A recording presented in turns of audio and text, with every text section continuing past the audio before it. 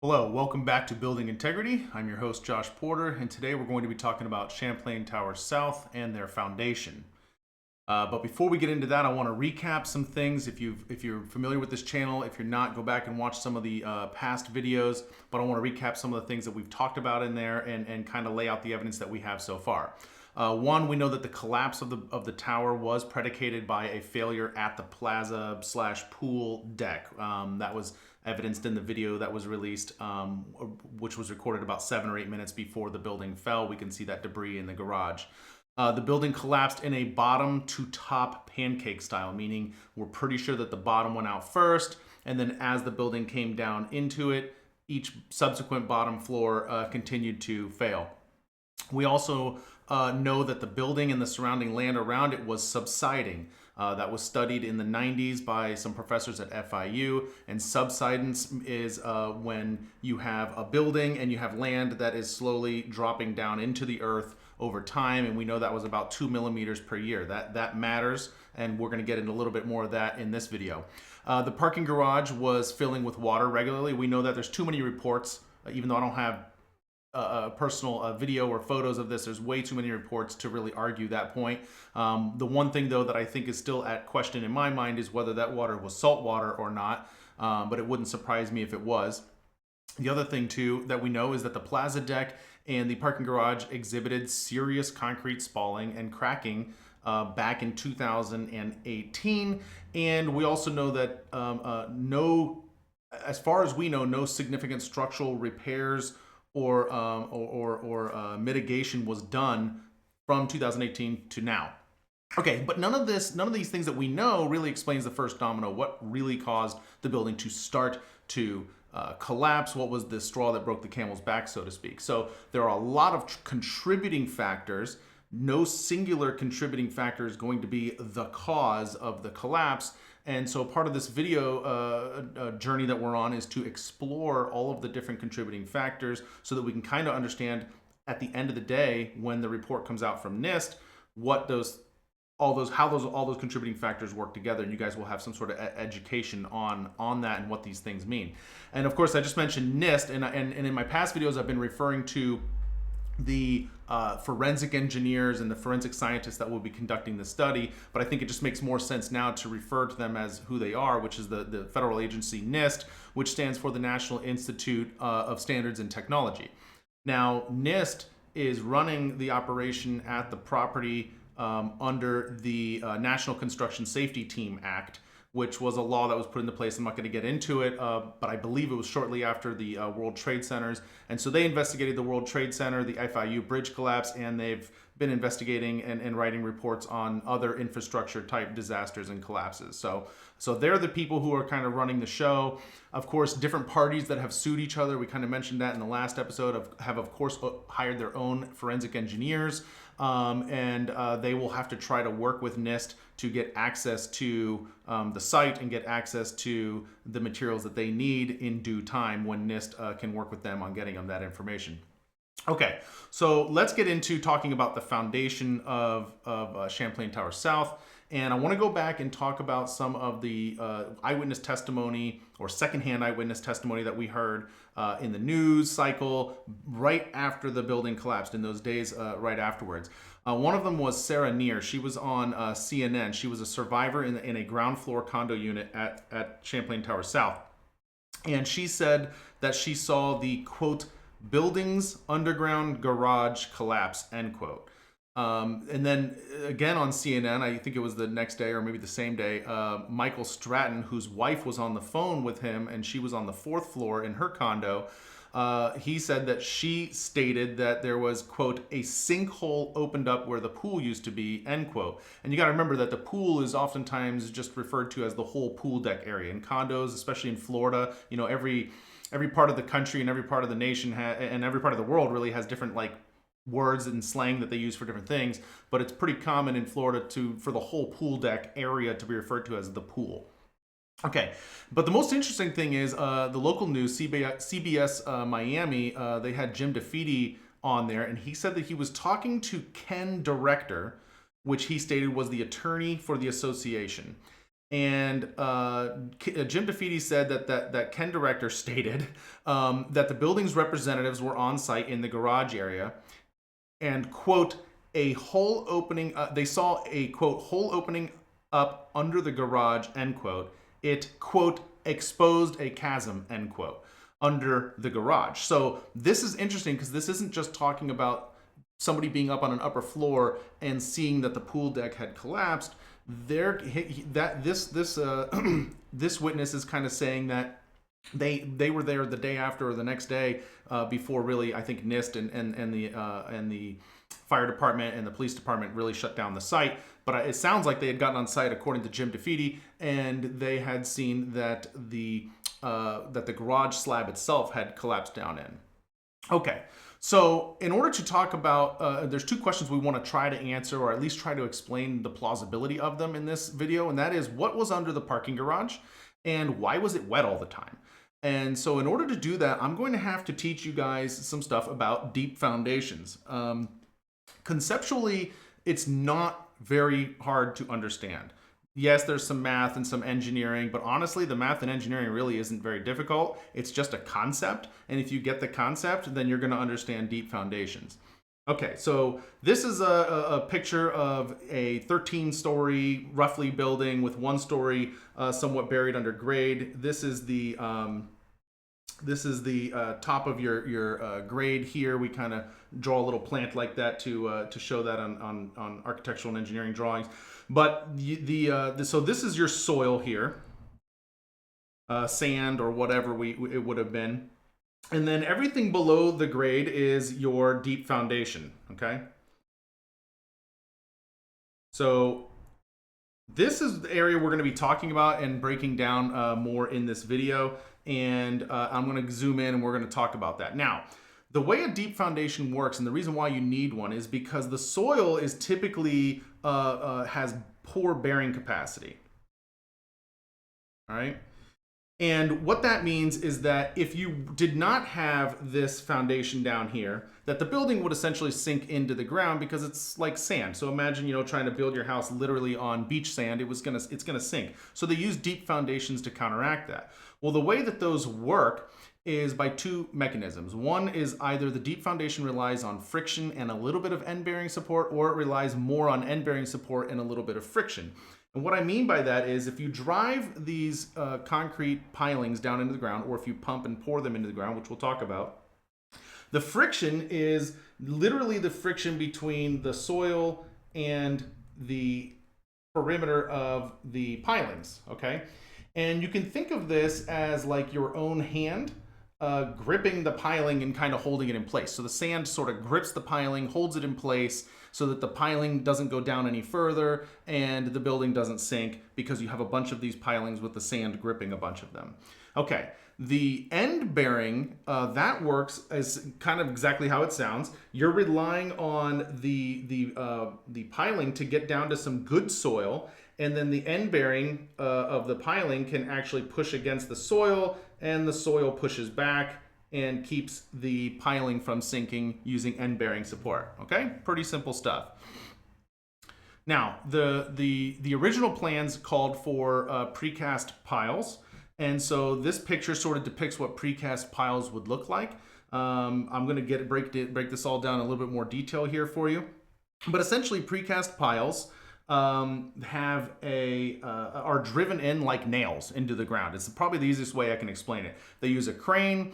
The crane lifts up a weight, which is here, and that weight is then dropped down onto the pile, as in the second picture, and then that pushes the pile down further into the ground until eventually you get the pile to the height that you want into the ground, and then you build the rest of your foundation off of that. So literally, conceptually, precast piles are really nothing more than giant nails that are driven into the ground.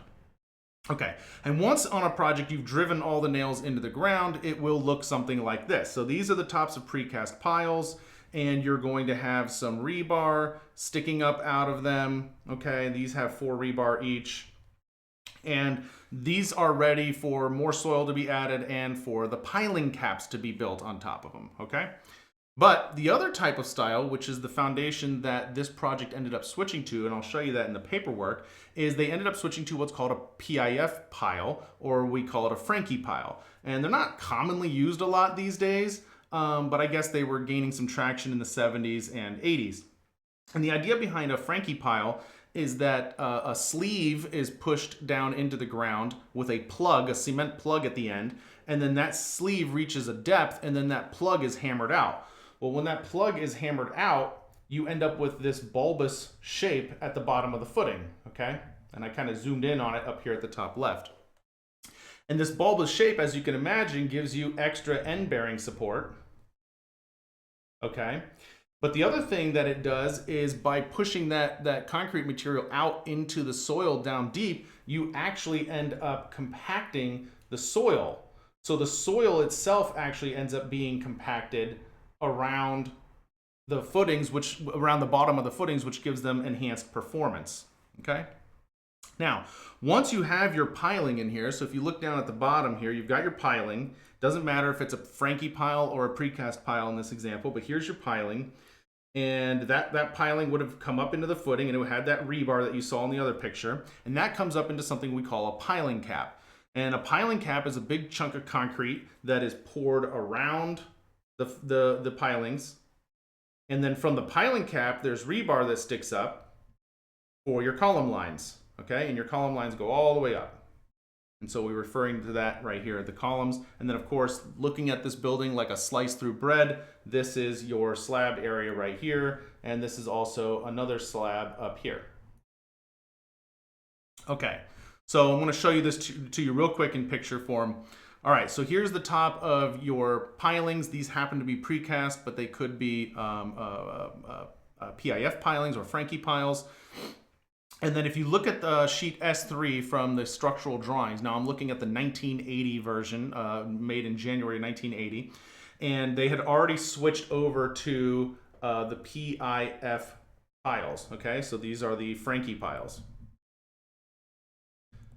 And these details here that you're looking at is telling the contractor how big to make the piling cap around the piles. So these circles here are like your piles shown from the top, as if you're looking down at it. And then this triangular shape here is the piling cap as it's to be constructed around the piles.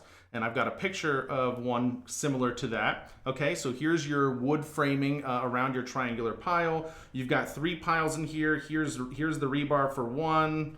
Here's some rebar for a second pile cap. And it's a little hard to see, but there is some rebar back in here. It's right here, and the other bars are kind of hidden. But you've got 3 pilings in here, okay? So they form up this triangular base around here. And then what they're gonna do is they're gonna place all the rebar for the columns, so that the columns are structurally tied into the piling cap as well. Now, what they're gonna do then is they're gonna come over here and they're going to pour all of this pile cap full with concrete, okay? And they're going to leave this rebar for the column sticking up so that they can construct the next part of the project. And what that will look like after they pour that full is it will look something like this. So here's your piling cap. And here is your column rebar sticking up, ready for the columns to be poured on top of it, okay? Now, at this point in some projects, they will actually go ahead and add the fill, because none of this is livable space. This is deep into the earth, and they've usually excavated the earth around to accommodate this. So this is deep into the earth, and then so they'll go ahead and add some fill. They'll go ahead and pour this concrete column, okay? And they'll pour that up, and then they will add dirt around it, so that then all you see are column bases sticking up from the footings. And you can see that in this next picture. This is a picture where they've already installed the pilings, they've already built the piling caps, and they've already added the fill, and they've already poured some of the concrete for the columns. So you can see the columns sticking up from the dirt here. Okay, and you got a column here. And then this rebar here is for the next set of columns to go up. And the way you would tie column to column to column together is you would go ahead and add more rebar to this by what we call lapping it. You just put them next to it, you tie them off, and then you can pour up to here, and then you just continue, you pour this much column, and then you add more rebar, and then you can pour more column. And while you're doing this, you're building the slabs as well, typically. All right, so I mentioned before that the project had moved from precast piles to Franke piles. And the reason why I believe that's accurate and true is I've gone through, I've pulled out all of the structural drawings out of the original plan set. I've sorted, organized them, and checked them by date. And the drawings there's only a couple drawings that actually show the precast piles. And this detail up here is showing the precast pile. And those drawings are undated, okay? But the pile details that show the Franke piles, which is right here, you can see that, the PIF, okay? This detail here is dated 1980, January 17th, 1980. And the reason why I believe this is the final design is because not only is it a revision to the drawings, and it has a revision date of 1980, but we also know that construction started very early in 1980. So it would be very odd to do a plans change to a foundation right before you start construction that you're not going to use. That would be a little atypical. Okay.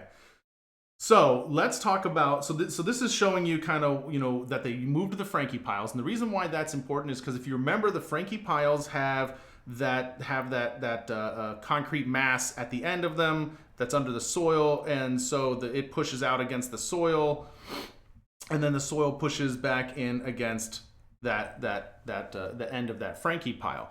Now, the reason why that's important is because, to me, that indicates it could have just been a cost-saving measure to switch to the PIF piles, or it could have been that they switched to the PIF piles because they had done the soil test right before they started construction, and they had problems with the soil being able to get enough bearing capacity using precast piles. And so they may have switched to the Franke piles because of the ends of these things and their ability to compact soil at the bottom and to provide more end-bearing support. The other thing too you'll notice is that the precast piles are spec'd, and I'll write it bigger, but they're spec'd to provide 50 tons of load per pile, whereas the Franke piles were spec'd to supply 150 tons. So you would also need less of them. It would be simpler and faster to build. And the other thing that's nice about the Franke piles compared to the precast piles is you don't need this big heavy hammer, and so there's less vibrations going on in order to install a Franke pile. Okay, so let's go ahead and shelve that thought for a second. The Franke pile may indicate that there was a problem with the soil, and that's why they had to switch to it. File that right alongside with the fact that we know the building was sinking and subsiding 2 millimeters per year. So let's talk about subsidence and the main cause of that, which is soil consolidation. All right, so here's a close-up of the foundation of the building, and here is the height of your water table, okay? And of course, this is your grade height, and this is your basement level here, right? Just want to make sure we're all on the same page. All right, here's your piling to recap. Here's your pile cap. And then here is your column line. All right, so in this scenario, what happens is that the water table reportedly has been rising at Champlain Towers South, which has been causing the garage level, which they call the basement on the drawings, it has been causing that to fill up with water, okay?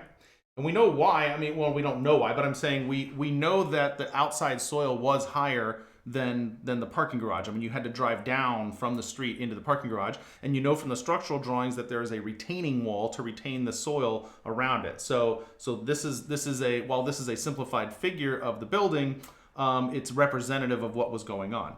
And so this high water table, you can visually see now why the garage was filling up with water, because that water would have come in around any cold joint between the slab and the columns, It would have come through any cracks in the columns, or I'm sorry, in the slabs, or any, like if you have a drain and a pipe going somewhere, that drain creates a joint around it and water can get in through that. So it's not actually necessarily needing to come up through the drain itself, it can come in around the drain. So when your water table is this high, it's going to seep in everywhere. Now, the interesting thing about soil consolidation that you need to think about is that it's a lot like it's a lot like sand at the beach. Okay, so you can actually just think of this yourself intuitively, and you know already what soil consolidation is. If you go to the beach and you're playing with your kids, or if you remember back when you were a kid, and you kind of build up a big mound of sand, and it's loose sand now, right? Because you've dug it up from the beach, it's loose, and you've kind of mounded it up. If you take water and you pour that onto that mound is going to settle down. And the reason why is because as the water pours on top of the sand and it works the sand becomes kind of loose, if you will, and it displaces the air between the sand molecules, and those sand molecules are able to or those sand particles, I mean, are able to settle down into the earth deeper. Okay, so what happens in this situation is your water table rises, all right, and it comes all the way up to here, and then eventually it's going to drop back down to here. And when it does, it's going to, just like the sand at the beach, it's going to cause the height of the soil underneath the slab and underneath the basement level slab to actually drop as well. And so now you can see that we are picking up this void space. Hopefully I wrote that big enough.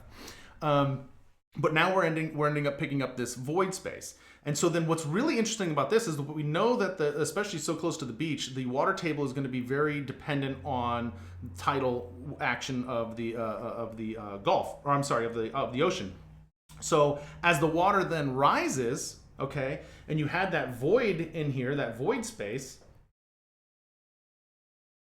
it now fills up with water, freestanding water, because the water table still comes up to here, right? So your water table's up here, and this void space is going to fill with water, which means the water is going to be able to come into the garage even easier than it did before. Because instead of water that has to percolate through soil and then get through the cracks and the crevices and the cold joints of the slab and bottom floor, now you have actual freestanding liquid water pushing up against the bottom of this concrete. It saturates the concrete, saturates the columns, and just pushes its way into the garage. Okay, but then what happens after the water table drops? Well, then the sand level or the soil level underneath the slab drops even more, which makes your void space even larger. And so then you can see how this becomes a bigger and bigger problem, because now your void space is filling up with even more water every time the water table rises. So here's your void space. It's full of water. And here's your water table. Okay. And so now you can imagine that very easily the garage is filling up with, they claimed 6 inches, a foot and a half of water, I think I heard one person say, but you can see how easily this garage would now fill up with water when you literally have a foot, 2 foot, 3 foot, we don't know, of standing water underneath the slab. Now, we don't know that this void space actually exists, but it seems highly probable at this point that it does, and I'll show you why, and I'll kind of add up those reasons why at the end of this video, or towards the end of this video. Okay, so zooming in here, you have freestanding water in this space, okay? And this is your water here. And we know that water, oxygen, and water and oxygen are the recipes for destroying steel and concrete. Now, this concrete will protect the steel only in as much as the concrete's pH is good, and that's for a separate video about how the pH gets lowered and then you lose the passivity layer. But the concrete will only protect the steel for so many years, let's just put it that way, until finally it's attacked enough that it can no longer protect the steel, and then the steel will start rusting, expanding, and spalling. And we talked about spalling, concrete spalling, in some of our previous videos. But you can see that after 40 years, it's not difficult to imagine that this water has been working its way and spalling out the foundation of the building without anybody even being able to see that. Now again, because I know I'm on YouTube and people tend to sometimes hear what they want to hear, I am not saying that this is happening or that I know for a fact that this is happening. What I'm saying is that this is a very strong possibility that this is what's occurring.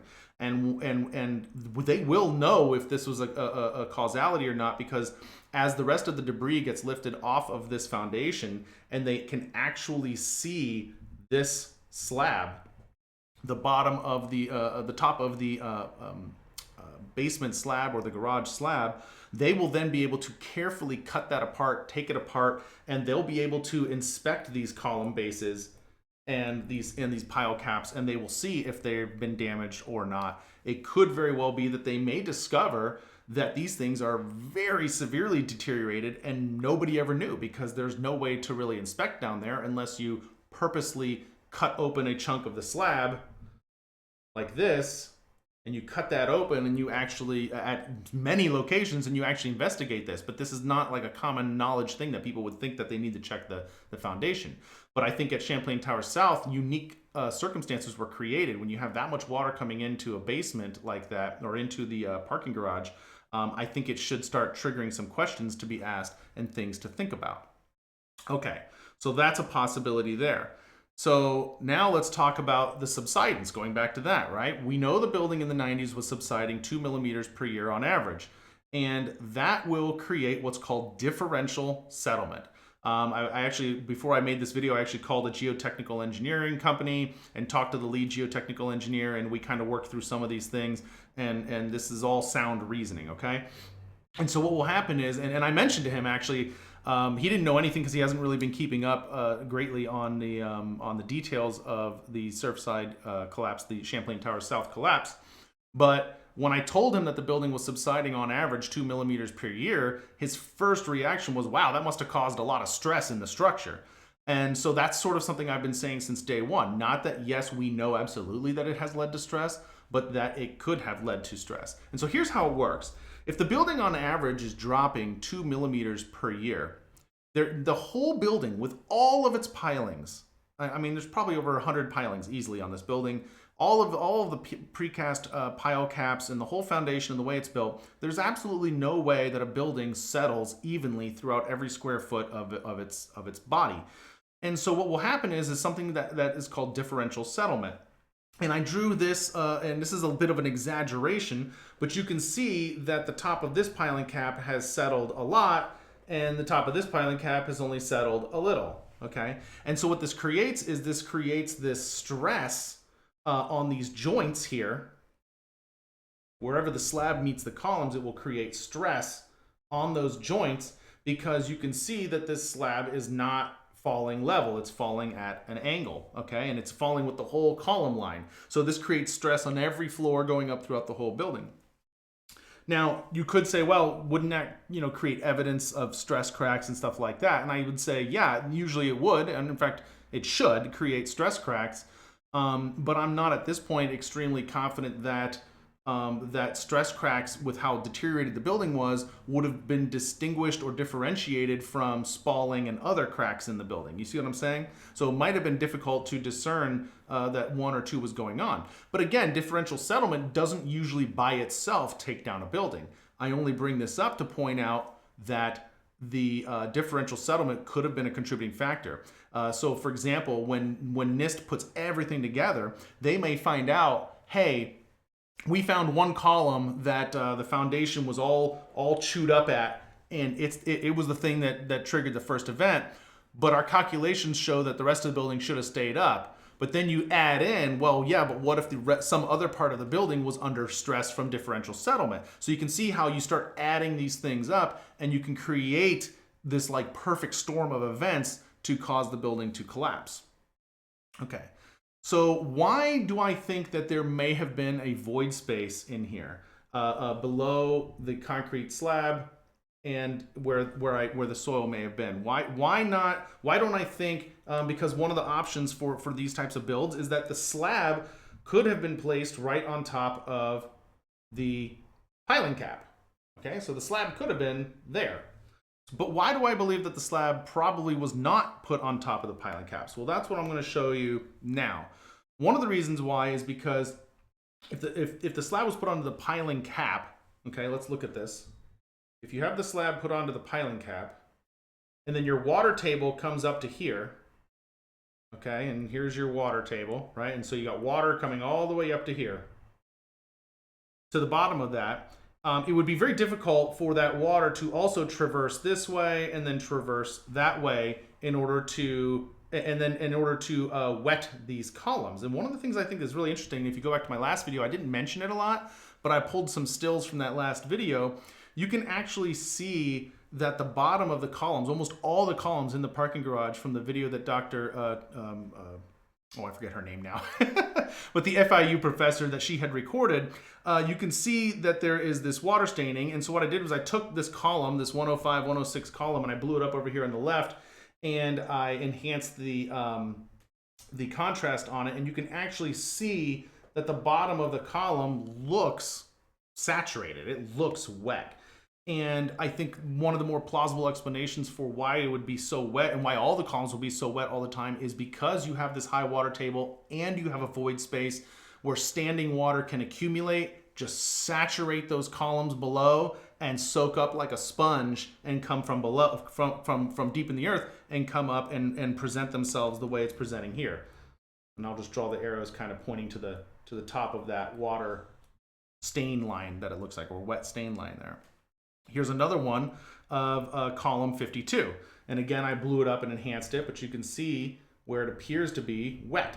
There appears to be a water line at the bottom of that column. And of course, in the previous video, we also talked about how you can see water puddles on the ground. Okay, and we talked about this spalling here that we could see on the slab. And the fact that, you know, that some part of this concrete looks like it was cut out and replaced at some point. So all of these are sort of factors that are saying, there may have been, it seems like there was a lot of water damage occurring or water presence occurring underneath this slab. You know, what's below, right? That's kind of the question. The other reason why I think there might have been a void space, as I've depicted in this video, is because the detail on sheet S3 of the structural drawings, and these are the 1980 ones, they show the pilings. Okay, here's your pilings. They show the piling cap. I'll put cap, but they don't show a slab right on the pile cap. Okay, they don't show that at all. In fact, they show a column, concrete column, coming up from the pile cap. Okay. Then on top of that, when you go to the basement level framing plan dated 1980. This is sheet S4 from the original structural drawings. You can see that at every column location, they had put punch-through reinforcement in the garage slab. Okay. Now, if the garage slab is actually sitting on top of the precast pilings, okay, you wouldn't need punch-through rebar. You would simply need rebar in order to span, because you would have these piling caps, right? They were kind of, some of them were triangular shaped, right? You would have these things, and then you would only need rebar to span between them. That's all you would need. And then of course, you know, between these and so forth. But you wouldn't need punch through shear rebar to resist punch through shear from the columns.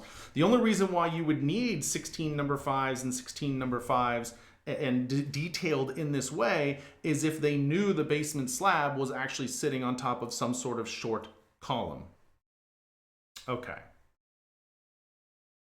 So, you know, in summary, I wanted to also kind of point out a couple other things. One of the reasons why I felt that this could be a plausible explanation is not only is it wet on dry days, right? Look at that video that was taken that I covered in my last video, and you can see that the ground is wet and that the columns are wet, but the garage doesn't have a foot of water in it, right?